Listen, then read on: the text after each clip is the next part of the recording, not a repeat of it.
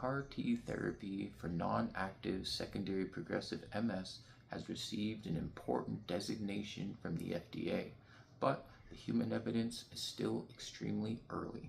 Then, a study suggests that 2024 McDonald Criteria may allow more people to receive an MS diagnosis than earlier, with the optic nerve playing a major role.